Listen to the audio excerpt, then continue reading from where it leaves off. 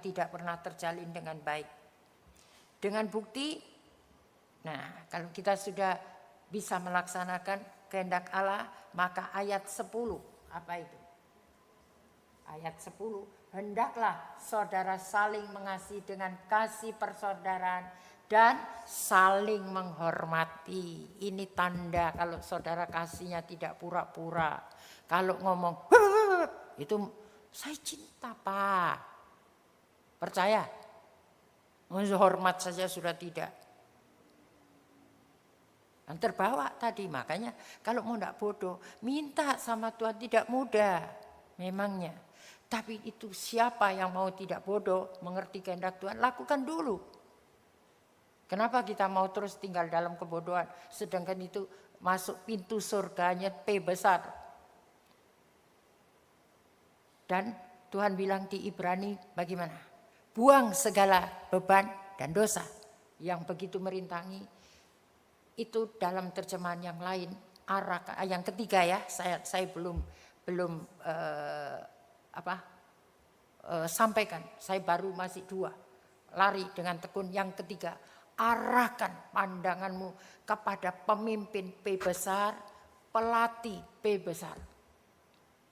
Dan nanti orang yang punya buah kebenaran, walaupun nanti Tuhan mengganjarnya dengan tidak mendatangkan duka cita, tapi nanti beroleh buah kebenaran bagi orang yang dilatih oleh pelatih ini. Jangan ambil pelatih yang lain.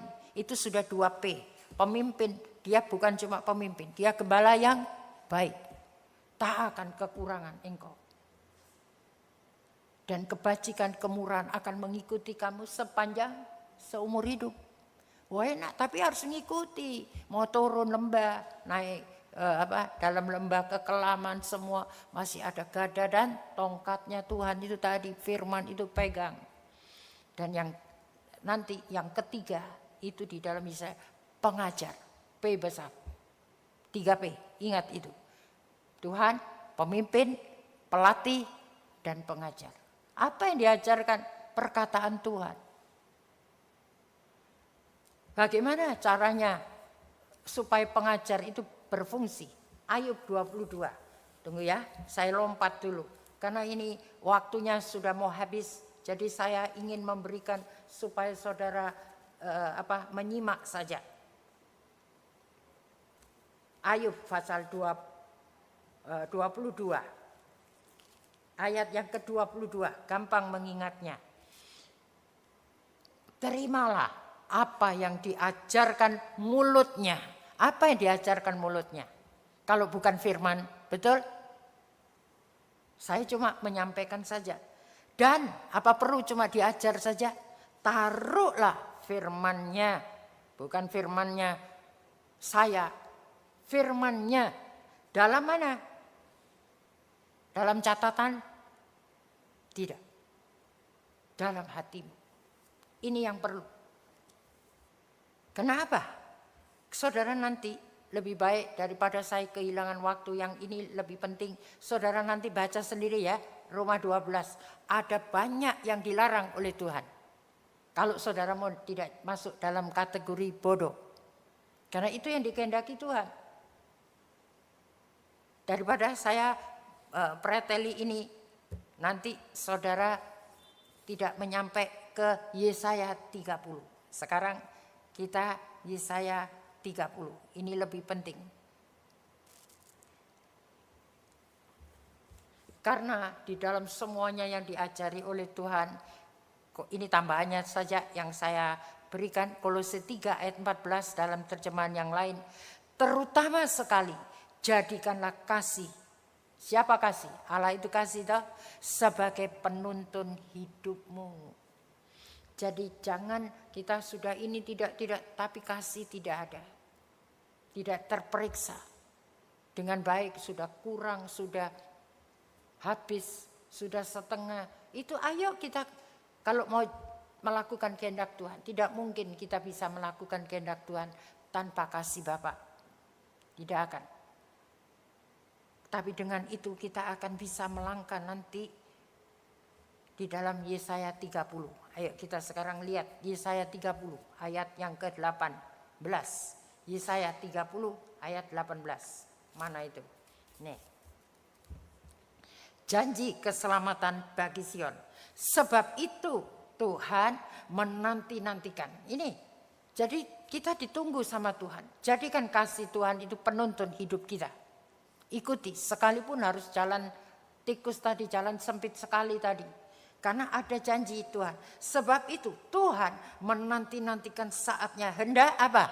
Menunjukkan kasihnya kepada pendeta, kepada kamu pribadi loh. Siapa yang menghargai tadi tuntunan Tuhan tadi, mau dituntun supaya tidak terus tinggal dalam kebodohan.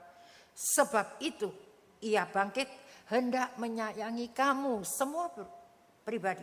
Sebab Tuhan adalah Allah yang adil. Berbahagialah semua orang yang menanti-nantikan dia. Kalau tidak menanti, merindu kedatangannya tadi ya, untuk memperoleh mahkota kebenaran. Kalau mau dapat itu, ayo ini bertindak. Dan untuk bertindak harus masuki perjuangan. Bersama dia pasti kita bisa. Nah, terus di sini. Sungguh, hai bangsa di Sion yang diam di Yerusalem, engkau tidak akan terus menangis. Lihat ini, tangisan akan diberhentikan. Tentulah Tuhan akan mengasihani engkau apabila engkau berseru-seru. Pada saat ia mendengar teriakmu, ia akan menjawab. Ini hubungan karibnya sudah terbukti. Dua hal tadi ya, pemimpin pelatih tadi itu, arahkan larinya itu harus terus, jangan berhenti. Apapun terjadi, taruh itu beban-beban yang merintangi kita. Untuk kita sudah malas sembahyang, malas baca Alkitab, semua itu harus ditanggalkan. Itu merintangi. Terus lagi, dan ini ayat 20. Walaupun Tuhan memberi kamu roti dan air serba sedikit. Apa ini? Apa maksudnya? Kayak kesengsaraan itu sudah jadi makanan sehari-hari. Betul? Ini kasarnya kan begitu. Roti dan air. Manusia perlu makan. Manusia perlu minum. Kalau haus. Bisa mati juga kalau tidak minum. Nah itu serba sedikit. Taruhlah itu kependeritaannya cukup lama yang dialami. Itu jangan takut. Mengapa kalau kita tidak takut? Walaupun Tuhan memberi kamu roti dan air serba sedikit. Namun apa? Pengajarmu tidak akan menyembunyikan diri lagi. P besar loh. Bukan cuma kita duduk-duduk di sini. Makanya kalau duduk-duduk saja, saudara tidak menyimak baik-baik, menaruh firman-Nya di dalam hati, saudara rugi. Itu ajarlah, terimalah ajaran ini dengan penuh, jangan separuh dibuang. Pengajarmu tidak akan menyembunyikan diri lagi, tetapi matamu, nah kita akan terus melihat dia. Berarti apa? Tuhan selalu datang menolong, betul? Apa saja persoalan yang orang tidak bisa mengerti kita, orang tidak bisa seperti membantu kita dalam soal keuangan, dalam soal apa saja. Ini serba sedikit semua. Tapi kalau pengajarnya kita hargai betul, maka dia akan menyatakan dirinya, katanya toh tadi, tidak menyembunyikan diri lagi. Berarti dia tampil. Dan matamu akan terus, berarti tidak akan putus-putus pemeliharaan Tuhan. Yang percaya katakan amin. Karena tidak akan kekurangan satu apapun, betul tadi kan? Gembala yang baik tadi itu. Terus, dan telingamu akan mendengar perkataan ini dari belakangmu. Nah ini loh, inilah jalan. Berjalanlah mengikutinya, entah kamu menganan atau mengiri. Jadi berarti kita betul-betul dalam pimpinan tuntunan Tuhan yang bernama kasih. Sehingga kasih kita kepada Tuhan tidak pura-pura.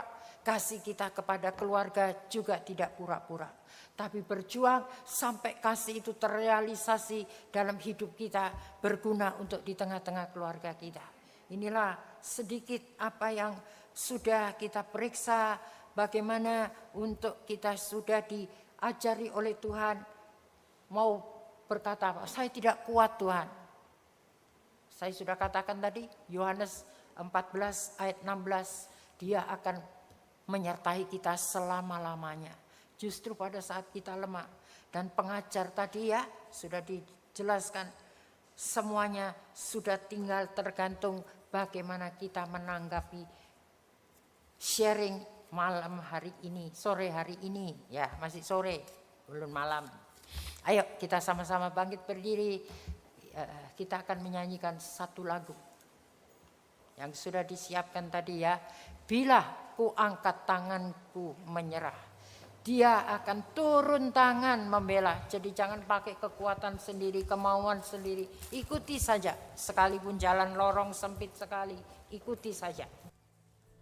Bila ku angkat tanganku menyerah, Dia akan turun tangan membela, sebab Dia baik, sungguh baik, mujizatnya kan dinyatakan.